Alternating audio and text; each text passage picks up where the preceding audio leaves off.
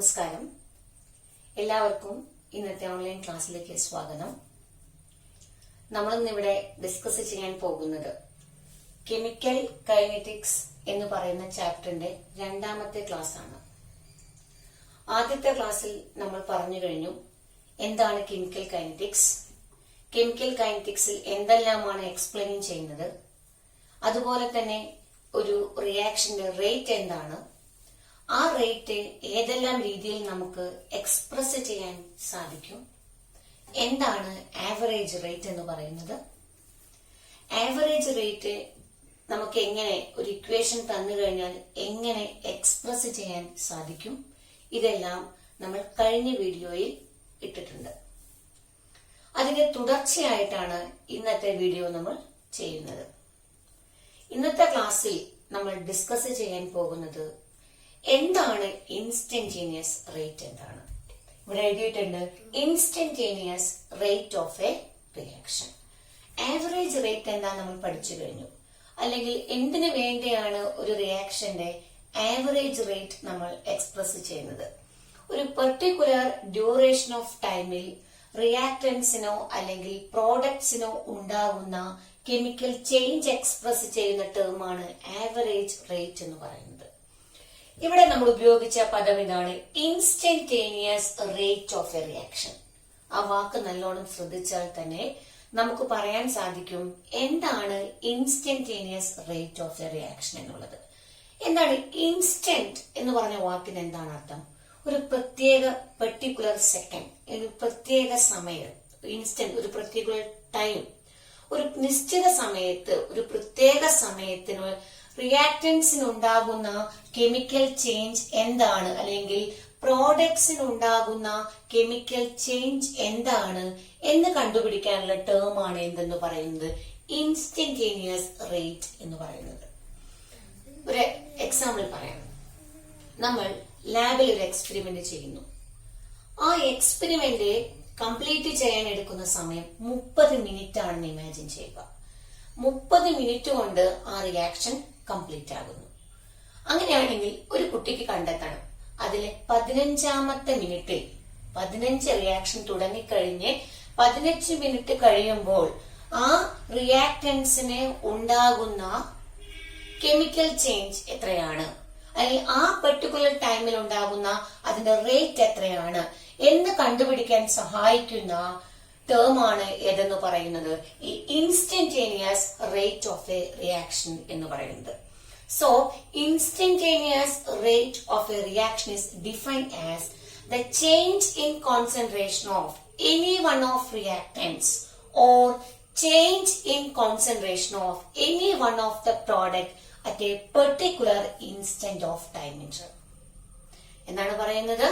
Instantaneous rate of a reaction is defined as the change in concentration of any one of the reactant or the change in concentration of any one of the product at a particular instant of time. ഒരു നിശ്ചിത സമയത്ത് റിയാക്ടൻസിനോ അല്ലെങ്കിൽ പ്രോഡക്റ്റിനോ ഉണ്ടാകുന്ന chemical change express ചെയ്യുന്ന term ആണ് ഏതെന്ന് പറയുന്നത് instantaneous rate of A reaction എന്ന് പറയുന്നത്. നമ്മൾ ആവറേജ് റേറ്റും ഇൻസ്റ്റന്റേനിയസ് റേറ്റും നിങ്ങൾ പഠിക്കുന്ന സമയത്ത് കമ്പയർ ചെയ്തുകൊണ്ട് പഠിക്കുക. അങ്ങനെ പഠിച്ചു കഴിഞ്ഞാൽ നിങ്ങൾക്ക് പരസ്പരം മാറിപ്പോവുകയില്ല. അപ്പൊ നമ്മൾ ആവറേജ് റേറ്റ് കഴിഞ്ഞ ക്ലാസ് എടുത്തപ്പോൾ നമ്മൾ പഠിച്ചിട്ടുണ്ട്. അതേ എക്സാമ്പിൾ തന്നെയാണ് ഞാൻ ഇവിടെ എഴുതിയിരിക്കുന്നത്. എന്താണ് ഇവിടെ എഴുതിയിരിക്കുന്നത്? Decomposition of HI. Decomposition of HI. HI എന്ന് പറയുന്ന മോളിക്യൂൾ ഡീകമ്പോസ് ചെയ്തുകൊണ്ട് എന്തായിട്ട് മാറുന്നു? ഹൈഡ്രജനും അയഡിനുമായി മാറുന്നു. ഇക്വേഷനാണ് ഞാൻ ഇവിടെ എഴുതിയിരിക്കുന്നത്. 2HI gives H2 plus I2. ഈ പറയുന്ന റിയാക്ഷൻ നമുക്ക് ഏത് രീതിയിൽ എക്സ്പ്രസ് ചെയ്യണം?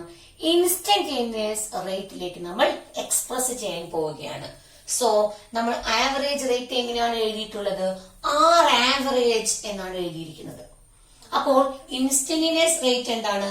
R instantaneous equal to -1/2 dHI by dt. ഇവിടെ നമ്മൾ ആവറേജ് റേറ്റിൽ ഡെൽറ്റ എന്ന് പറയുന്ന ടേം ആണ് ഉപയോഗിച്ചതെങ്കിൽ ഇവിടെ എന്താണ് നമ്മൾ ഉപയോഗിക്കുന്നത്? ഡി എന്ന് പറയുന്ന ടേം ആണ് യൂസ് ചെയ്യുന്നത്. ഡി എന്ന് പറയുന്ന ടേം ആണ് യൂസ് ചെയ്യുന്നത്. എന്താണ് ഡി എന്ന് പറയുന്നത് ഉപയോഗിക്കാൻ കാരണം? നമ്മൾ പറഞ്ഞു കഴിഞ്ഞു, ഓരോ പെർട്ടിക്കുലർ ഇൻസ്റ്റന്റിലുമുള്ള ചേഞ്ച് ആണ് നമ്മൾ കണ്ടുപിടിക്കുന്നത്. അപ്പൊ ആവറേജ് എന്ന് പറയുമ്പോൾ ടൈം ഡ്യൂറേഷൻ വലുതാണ്, ചേഞ്ച് ഇൻ കോൺസെൻട്രേഷനും വേരിയേഷനും വ്യത്യാസമായിരിക്കും. ഇൻസ്റ്റന്റേനിയസ് എന്ന് പറയുമ്പോൾ ഓരോ പെർട്ടിക്കുലർ മൊമെന്റിലുമുള്ള റേറ്റ് കാൽക്കുലേറ്റ് ചെയ്യുമ്പോൾ അവിടെ കോൺസെൻട്രേഷനിൽ സംഭവിക്കുന്ന ചേഞ്ച് എന്ന് പറയുന്നതാണ് വളരെ മൈന്യൂട്ട് ആയിട്ടുള്ള ചേഞ്ച് മാത്രമേ സംഭവിക്കുകയുള്ളൂ. അതുകൊണ്ടാണ് small difference, small deviation concentration, small change in concentration എന്ന് കാണിക്കാൻ വേണ്ടിയാണ് നമ്മൾ എന്ത് യൂസ് ചെയ്തത്? ഇവിടെ ഡി എന്ന് പറയുന്ന ടേം ഉപയോഗിച്ചത്. ഈ ഡി എന്ന് പറയുന്ന സ്ഥാനത്ത് ആവറേജ് റേറ്റിൽ നമ്മൾ യൂസ് ചെയ്യുന്ന ടേം ഏതാണ്? ഡെൽറ്റ എന്ന് പറയുന്ന ടേം ആണ് യൂസ് ചെയ്യുന്നത്. നമ്മൾ പഠിച്ചു കഴിഞ്ഞിട്ടുണ്ട്, റേറ്റ് എന്ന് പറഞ്ഞു കഴിഞ്ഞാൽ change in concentration of reactant or change in concentration of any one of the product എന്നാണ് എക്സ്പ്രസ് ചെയ്യുന്നത്. അപ്പൊ ആർ ഇൻസ്റ്റന്റേനിയസ് ഈക്വൽ ടു ഇതിന്റെ stoichiometric coefficient 1/2, decrease in concentration that is indicated by minus sign.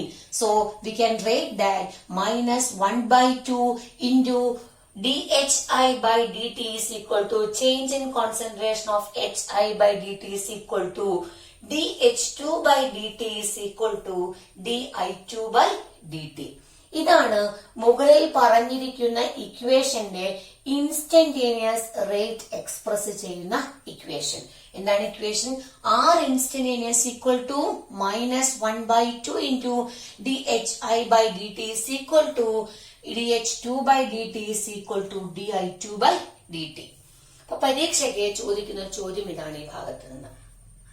ഒന്നുകിൽ നിങ്ങൾക്ക് ഒരു equation തന്നുകൊണ്ട് ഈ ഇക്വേഷനെ എങ്ങനെ ആവറേജ് റേറ്റിൽ എക്സ്പ്രസ് ചെയ്യാം, അല്ലെങ്കിൽ ഈ ഇക്വേഷൻ നിങ്ങൾക്ക് എങ്ങനെ ഇൻസ്റ്റന്റേനിയസ് റേറ്റിൽ എക്സ്പ്രസ് ചെയ്യാം. അപ്പൊ ഒരിക്കലും മാറിപ്പോകരുത്. ആവറേജ് റേറ്റ് എക്സ്പ്രസ് ചെയ്യുമ്പോൾ ഡെൽറ്റ എന്ന് പറയുന്ന വാക്കാണ്, ടേം ആണ് യൂസ് ചെയ്യുന്നത്. ഇൻസ്റ്റന്റേനിയസ് റേറ്റ് എക്സ്പ്രസ് ചെയ്യുന്ന സ്ഥലത്ത് എന്താണ്? ഡി എന്ന് പറയുന്ന ടേം ആണ് എക്സ്പ്രസ് ചെയ്യുന്നത്. ഡി എന്ന് പറയുന്ന ടേം ആണ് നമ്മൾ യൂസ് ചെയ്യുന്നത്. ഇനി ഈ പറയുന്ന ഇൻസ്റ്റന്റേനിയസ് റേറ്റ് ഏത് ഇക്വേഷൻ തന്നു കഴിഞ്ഞാൽ നമ്മൾക്ക് എക്സ്പ്രസ് ചെയ്യാൻ സാധിക്കും? Equation consider A general reaction. നമ്മളൊരു ജനറൽ റിയാക്ഷൻ കൺസിഡർ ചെയ്യുക. റിയാക്ഷൻ ഇതാണ്: A plus B gives C plus D. ഇത് നമ്മൾ കഴിഞ്ഞ ക്ലാസ്സിൽ പറഞ്ഞതാണ്. A moles of A react with B moles of B gives C moles of C and D moles of D. ഈ പറയുന്ന reaction നമ്മൾക്ക് എങ്ങനെ ഇൻസ്റ്റന്റേനിയസ് റേറ്റിൽ നമ്മൾക്ക് എക്സ്പ്രസ് ചെയ്യാൻ സാധിക്കും? So R instantaneous is equal to minus 1/A dA by dt is equal to minus 1/B dB by dt is equal to 1/C d into concentration of C by dt is equal to 1/D dd by dt. വളരെ എളുപ്പമാണ്. Average rate മനസ്സിലാക്കി കഴിഞ്ഞാൽ instantaneous rate മനസ്സിലാക്കാൻ വളരെ എളുപ്പമാണ്. Average rate എന്ന് പറഞ്ഞു കഴിഞ്ഞാൽ ഒരു പ്രത്യേക ടൈം ഇന്റർവെലിൽ നമ്മൾ കാൽക്കുലേറ്റ് ചെയ്യുന്ന റേറ്റ് ഓഫ് റിയാക്ഷൻ ആണ് ആവറേജ് റേറ്റ്. അതേസമയം ഒരു പെർട്ടിക്കുലർ ഇൻസ്റ്റന്റിൽ നമ്മൾ കണ്ടുപിടിക്കുന്ന റേറ്റ് ആണ് ഏതെന്ന് പറയുന്നത്? ഇൻസ്റ്റന്റേനിയസ് റേറ്റ് എന്ന് പറയുന്നത്. നിങ്ങൾക്ക് രണ്ടും മനസ്സിലായി കാണുമെന്ന് വിചാരിക്കുന്നു. അപ്പൊ ആവറേജ് റേറ്റ് എന്താണ്, അത് എങ്ങനെ എക്സ്പ്രസ് ചെയ്യാം, ഇൻസ്റ്റന്റേനിയസ് റേറ്റ് എന്താണ്, അത് നമുക്ക് എങ്ങനെ എക്സ്പ്രസ് ചെയ്യാമെന്ന് നിങ്ങൾക്ക് മനസ്സിലായി. ഇനി നമുക്ക് ഈ പറയുന്ന ആവറേജ് റേറ്റ് ആയിക്കോട്ടെ അല്ലെങ്കിൽ ഇൻസ്റ്റന്റേനിയസ് റേറ്റ് ആയിക്കോട്ടെ നമ്മൾക്ക് ഒരു ഗ്രാഫിലൂടെ വളരെ എളുപ്പത്തിൽ നമുക്ക് കണ്ടുപിടിക്കാം. അപ്പൊ നമ്മൾ ഈ എക്സ്പെരിമെന്റ് ചെയ്യുന്ന സമയത്ത്, പ്രത്യേകിച്ച് ഫിസിക്കൽ കെമിസ്ട്രി എക്സ്പെരിമെന്റ്സ്, ഞാൻ ലാബുമായി ബന്ധപ്പെട്ട ഒരു കാര്യം പറയുന്നു എന്ന് മാത്രം. എക്സ്പെരിമെന്റ് ചെയ്യുന്ന സമയത്ത് നമുക്കത് രണ്ട് രീതിയിൽ എക്സ്പെരിമെന്റൽ വാല്യൂ കണ്ടുപിടിക്കാം. One is A theoretical value, another one is an experimental value. Theoretical value already കണ്ടുപിടിച്ചു വെച്ചിട്ടുണ്ടായിരിക്കും. എക്സ്പെരിമെന്റൽ വാല്യൂ എന്ന് പറഞ്ഞു കഴിഞ്ഞാൽ നമ്മൾ എന്ത് ചെയ്യുകയാണ്? എക്സ്പെരിമെന്റ് നടത്തിയിട്ട് അത് നമ്മൾ എന്ത് ചെയ്യുന്നു? ഒരു ഗ്രാഫിലൂടെ പ്ലോട്ട് ചെയ്യുന്നു. ആ ഗ്രാഫിൽ നിന്ന് അതിന്റെ വാല്യൂ നമ്മൾ കണ്ടെത്തുന്നു. ദാറ്റ് ഈസ് എക്സ്പെരിമെന്റൽ വാല്യൂ എന്ന് പറയുന്നത്. ഓക്കെ, നമുക്കിവിടെ നോക്കാം. ഞാൻ പറഞ്ഞു കഴിഞ്ഞിട്ടുണ്ട്, കഴിഞ്ഞ വീഡിയോയിൽ നമ്മൾ ഡിസ്കസ് ചെയ്തിട്ടുണ്ട്. ഒരു റിയാക്ഷൻ തുടങ്ങുന്ന സമയത്ത് അതിൽ എന്തുമാത്രമാണ് ഉണ്ടായിരുന്നത്? റിയാക്ടൻസ് മോളിക്യൂൾസ് മാത്രമാണ് ഉണ്ടായിരുന്നത്. ആ സമയത്ത് റിയാക്ഷൻ തുടങ്ങുന്ന സമയത്ത് അതിലെ റിയാക്ടൻസിന്റെ concentration, that is initial concentration, that is known as R0. Initial concentration R0. അപ്പൊ ടൈം 0 തന്നെയാണ്. അവിടെ റിയാക്ഷൻ തുടങ്ങിയിട്ടില്ല, നമ്മൾ റിയാക്ടൻസ് മാത്രമാണ്. സമയം തുടങ്ങുന്നു, റിയാക്ഷൻ സ്റ്റാർട്ട് ചെയ്യാൻ തുടങ്ങുന്നു. ഓരോ സെക്കൻഡ് കഴിയും തോറും എന്ത് സംഭവിക്കുന്നു? റിയാക്ടൻസിന്റെ കോൺസെൻട്രേഷൻ കുറയുന്നു. ഓട്ടോമാറ്റിക്കലി എന്തിന്റെ കോൺസെൻട്രേഷൻ കൂടുമായിരിക്കും? പ്രോഡക്ട്സിന്റെ കോൺസെൻട്രേഷൻ കൂടുന്നു. ഈ ഗ്രാഫ് നമ്മൾ റിയാക്ടൻസിന്റെ കോൺസെൻട്രേഷൻ ആണ് എടുത്തിരിക്കുന്നത്. അപ്പൊ നമുക്ക് ഈ ഗ്രാഫിൽ നിന്ന് നമ്മൾ ആദ്യമായി കണ്ടെത്താൻ പോകുന്നത് ആവറേജ് റേറ്റ് എന്താണെന്നാണ് കണ്ടുപിടിക്കാൻ പോകുന്നത്. നോക്കാം. ഇനീഷ്യൽ കോൺസെൻട്രേഷൻ R0 എന്നാണ്. റിയാക്ഷൻ തുടങ്ങിക്കഴിഞ്ഞു. At A particular time T1, graph നല്ലോണം ശ്രദ്ധിക്കുക. At A particular time T1 R0 എന്ത് സംഭവിക്കുന്നു? Concentration of reactance decreases, reaches A particular concentration. ഇതിന്റെ കോൺസെൻട്രേഷൻ കുറയുന്നു, അതൊരു പ്രത്യേക വാല്യൂവിൽ എത്തിച്ചേരുന്നു. അത് C1 ആണെന്ന് ഇമാജിൻ ചെയ്യുന്നു. ഒരു വാല്യൂ കിട്ടി, നമ്മൾ എന്തെടുത്തു? C1 ആണെന്ന് കാൽക്കുലേറ്റ് ചെയ്തു. വീണ്ടും സമയം പോയിക്കൊണ്ടിരിക്കുകയാണ്. ഞാൻ കുറെ സമയം കഴിഞ്ഞപ്പോൾ വീണ്ടും ടൈം T2 ആണ്. ആ സമയത്ത് എനിക്ക് കിട്ടിയ കോൺസെൻട്രേഷൻ C2 ആണ്. അപ്പോ ഇനീഷ്യൽ കോൺസെൻട്രേഷൻ R0 എന്നാണ്. At A time T1 the concentration is C1. Time T2 the concentration is C2. T2 time ആകുമ്പോൾ അതിന്റെ കോൺസെൻട്രേഷൻ C2 എന്നാണ്. നമ്മൾ പഠിച്ചിട്ടുണ്ട് എന്താണ് average rate. R average is equal to decrease in change in concentration of reactants by time taken for the change. ഞാൻ ഈ graph വരച്ചിരിക്കുന്നത് reactance versus time ആണ്. ആ ഗ്രാഫ് വരയ്ക്കുമ്പോൾ ശ്രദ്ധിക്കേണ്ട ഒരു കാര്യം എന്താണെന്ന് വെച്ചാൽ അതിൽ നമ്മൾ ഈ ആക്സിസിൽ Y ആക്സിസിൽ പ്ലോട്ട് ചെയ്യുന്നത് കോൺസെൻട്രേഷൻ ഓഫ് റിയാക്ടൻസും X ആക്സിസിൽ നമ്മൾ പ്ലോട്ട് ചെയ്യുന്നത് എന്താണ്? ടൈമാണ് നമ്മൾ ടേക്കൺ ചെയ്തിരിക്കുന്നത്. ഈ ഗ്രാഫിൽ നിന്ന് നമുക്ക് വളരെ ഈസി ആയിട്ട് R ആവറേജ് എന്ന് പറയുന്നത് കണ്ടെത്താൻ സാധിക്കും. So R average is equal to minus delta R by delta T. What do you mean by the negative sign? That negative sign indicating the decrease in concentration of reactants. എന്ത് സംഭവിക്കുന്നു? സമയം കടന്നു പോകുന്തോറും റിയാക്ടൻസിന്റെ concentration കുറയുന്നു. What is that? Is minus delta R by delta T. Minus delta R by delta T. അപ്പൊ എന്താണ് ഈ minus sign delta R by delta T എന്ന് നമുക്ക് നോക്കാം. അപ്പൊ മൈനസ് സൈൻ പറഞ്ഞു കഴിഞ്ഞു എന്താണ്? അവിടെ ഡിക്രീസ് ഇൻ കോൺസെൻട്രേഷൻ ആണ്. ഇനി കോൺസെൻട്രേഷനിൽ എന്താണ് ഇവിടെ സംഭവിക്കുന്നത്? എന്താണ് കോൺസെൻട്രേഷനിൽ സംഭവിക്കുന്നത്? നമ്മൾക്കറിയാം ടൈം T1 ആകുമ്പോൾ കോൺസെൻട്രേഷൻ C1 ആണ്. At a time T2 the concentration is C2. Time T2 ആകുമ്പോൾ അതിന്റെ കോൺസെൻട്രേഷൻ എന്താണ്? C2 എന്നാണ്. So R average is equal to minus of C2 minus C1 by T2 minus C1. എന്താണ്? T2 ആകുമ്പോൾ C2 ആണ്, T1 ആകുമ്പോൾ C1 ആണ്. അപ്പൊ നമുക്ക് എന്ത് കിട്ടി? Minus of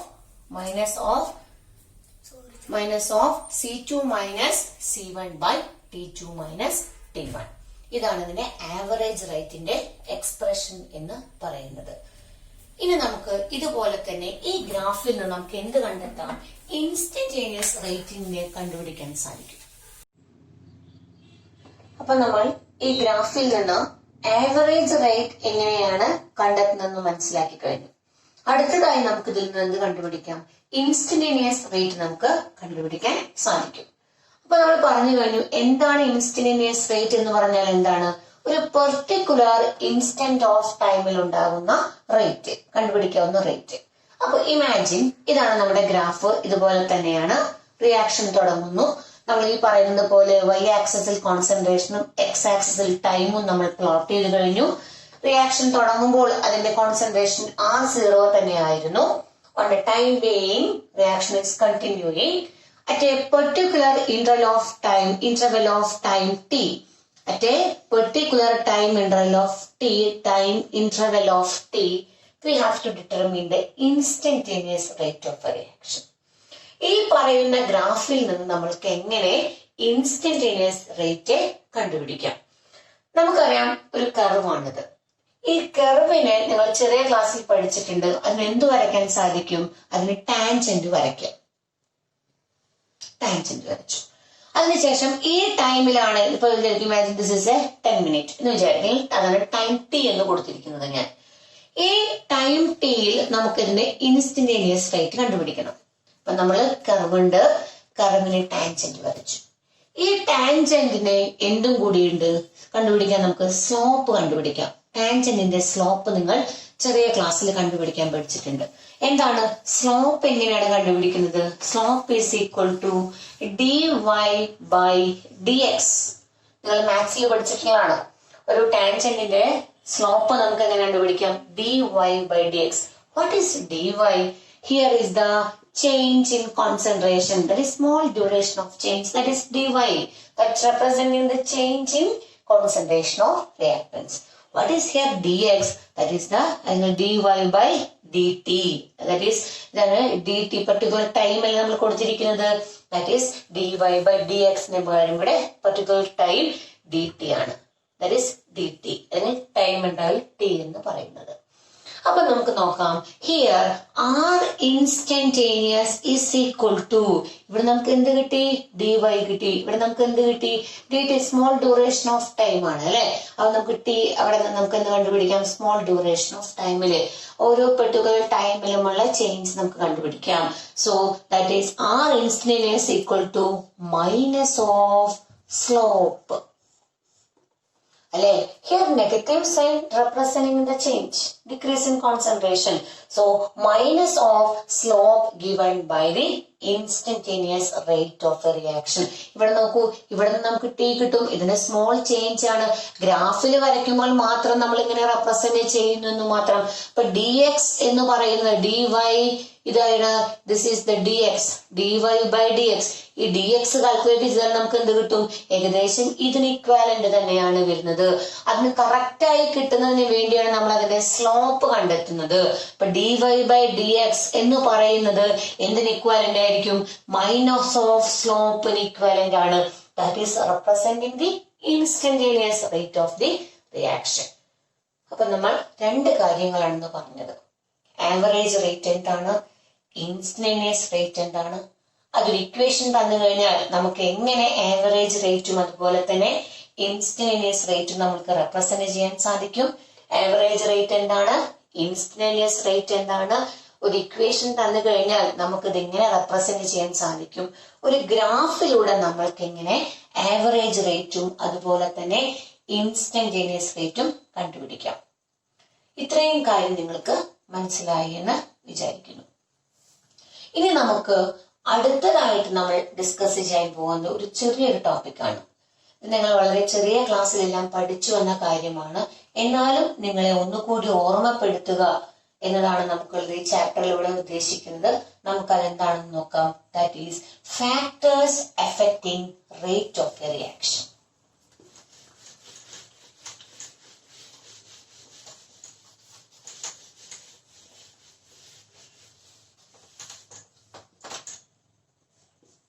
Factors affecting rate of a reaction. Factors affecting rate of a reaction. ഒരു റിയാക്ഷന്റെ റേറ്റിനെ എഫക്ട് ചെയ്യുന്ന ഫാക്ടേഴ്സ് എന്തെല്ലാമാണ്? ഒന്നാമത്തേതാണ് നാച്ചർ ഓഫ് റിയാക്ടൻസ്.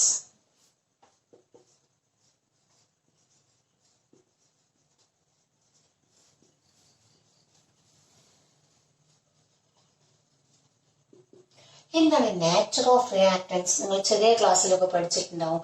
അഭികാരകങ്ങളുടെ സ്വഭാവം. എന്താണ് നാച്ചർ ഓഫ് റിയാക്ടൻസ്? നമുക്കറിയാം, reactants are mainly two types. These are ionic compounds and covalent compounds.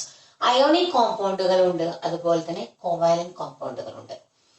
നിങ്ങൾക്ക് വളരെ easy ആയത് വളരെ മനസ്സിലാക്കാം. നമ്മൾ ലാബിലെല്ലാം ഈ വർഷം ചെയ്യുന്ന experiment, these are ionic compounds അല്ലെ. നിങ്ങൾ magnesium chloride, ammonium chloride, ammonium carbonate ionic കോമ്പൗണ്ടുകളാണ്. അപ്പോൾ ionic compounds are their reaction rate is comparatively greater than that of covalent compounds. Ionic കോമ്പൗണ്ടുകളുടെ റിയാക്ഷൻ റേറ്റ് എന്ന് പറയുന്നത് കോവാലന്റ് കോമ്പൗണ്ട്സിനേക്കാളും കൂടുതലായിരിക്കും. അതാണ് നാച്ചർ ഓഫ് റിയാക്ടൻസ്. റിയാക്ടൻസിന്റെ നാച്ചർ അനുസരിച്ചുകൊണ്ട് എന്തിൽ വ്യത്യാസം വരും? ഒരു റിയാക്ഷന്റെ റേറ്റിലും വ്യത്യാസം വരും. രണ്ടാമത്തതാണ് nature of next one is concentration of reactants. Concentration of reactants ഇത് നിങ്ങൾ ചെറിയ ക്ലാസ്സിൽ പഠിച്ചിട്ടുണ്ട്. If the concentration of reactants increases, rate of reaction is also increases. So the first one is nature of reactants and the second one is concentration of reactants. Nature of reactants means നമ്മൾ പറഞ്ഞു കഴിഞ്ഞു, ionic കോമ്പൗണ്ടുകളുടെ reaction rate എന്ന് പറയുന്നത് covalent കോമ്പൗണ്ടുകളെക്കാളും കൂടുതലായിരിക്കും. What is the second one? Concentration of reactants. If the concentration of reactants increases, rate is also increases. And the third one is, that is very, very, very important, that one is temperature. If the temperature is also increases, rate is also increases. Temperature കൂടുമ്പോൾ എന്ത് increase ചെയ്യുന്നു? റേറ്റും increase ചെയ്യുന്നു. If the temperature of reactants increases, rate is also increases. അതിൽ പ്രത്യേകം മറ്റൊരു കാര്യം ശ്രദ്ധിക്കണം. മുൻ വർഷങ്ങളിലൊക്കെ പരീക്ഷയ്ക്ക് ചോദിക്കുന്ന ഒരു ചോദ്യമാണ്. Every 10 degree rise in temperature, double the rate of reaction. ഓരോ 10 ഡിഗ്രി വ്യത്യാസവും എന്തിന് കാരണമാകുന്നു? റിയാക്ഷന്റെ റേറ്റ് ഡബിൾ ചെയ്യുന്നതിന് കാരണമാകുന്നു. Every 10 degree rise in temperature leading to double the rate of reaction. ഓരോ 10 ഡിഗ്രി റൈസ് ചെയ്യുന്ന ടെമ്പറേച്ചർ കൂടുന്നതും എന്തിന് കാരണമാകുന്നു? റിയാക്ഷന്റെ റേറ്റ് ഡബിൾ ചെയ്യുന്നതിന് കാരണമാകുന്നു. So that is the relation between temperature and rate of reaction. And the next one is pressure. Pressure. Very important. That is very simple. Pressure is also increases. What happens? Rate of reaction is also increases. So, നാലെണ്ണം പറഞ്ഞു കഴിഞ്ഞാൽ നമ്മൾ ഏതൊക്കെയാണ്? Nature of reactants, concentration, temperature, pressure, and the next one is effect of catalyst. അത് നമുക്ക് detail ആയിട്ട് പഠിക്കാനുള്ള കാര്യമാണ്. Effect of catalyst. അത് ജസ്റ്റ് നിങ്ങൾ ഓർമ്മപ്പെടുത്തുക മാത്രമാണ്. What are catalyst? ഒരു റിയാക്ഷനിൽ പങ്കെടുക്കാതെ തന്നെ ആ റിയാക്ഷന്റെ റേറ്റിനെ ഇൻക്രീസ് ചെയ്യാൻ സാധിക്കുന്ന സബ്സ്റ്റൻസിനെ വിളിക്കുന്ന പേരാണ് എന്ത്? കാറ്റലിസ്റ്റ് എന്ന് പറയുന്നത്. നിങ്ങൾ പഠിച്ചിട്ടുണ്ട്, അമോണിയ ഉണ്ടാക്കുന്ന പ്രോസസ്. നൈട്രജനും ഹൈഡ്രജനും കൂടി ചേർന്ന് അമോണിയ ഉണ്ടാക്കുന്നു. That is known as Haber process. ആ പ്രോസസ്സിൽ കാറ്റലിസ്റ്റ് ആയിട്ട് യൂസ് ചെയ്യുന്നത് അയൺ ആണ്. ഇങ്ങനെ ഒട്ടുമിക്ക കെമിക്കൽ റിയാക്ഷന്റെ റേറ്റിനെയും എൻഹാൻസ് ചെയ്യാൻ വേണ്ടി കൂട്ടുന്നതിനായി അതിന് ഉപകരിക്കുന്ന കാറ്റലിസ്റ്റ് യൂസ് ചെയ്യും, അല്ലെങ്കിൽ സബ്സ്റ്റൻസ് യൂസ് ചെയ്യുന്നു. That are known as catalyst. പക്ഷെ കാറ്റലിസ്റ്റിന് ഒരു പ്രത്യേകതയുണ്ട്. അവര് റിയാക്ഷന്റെ റേറ്റിനെ കൂട്ടാൻ സഹായിക്കുന്നു എന്നല്ലാതെ ഒരു കാരണവശാലും അവരെന്തിൽ പങ്കെടുക്കില്ല? റിയാക്ഷനിൽ പങ്കെടുക്കില്ല. അത്തരം സബ്സ്റ്റൻസുകളെ വിളിക്കുന്ന പേരാണ് ഇത് കാറ്റലിസ്റ്റ് എന്ന് പറയുന്നത്. സോ ഇഫക്റ്റ് ഓഫ് കാറ്റലിസ്റ്റ് നമ്മൾ എന്താണെന്ന് പറഞ്ഞു കഴിഞ്ഞു.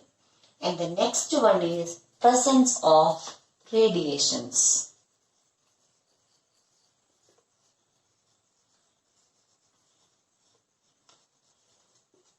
Presence of radiations.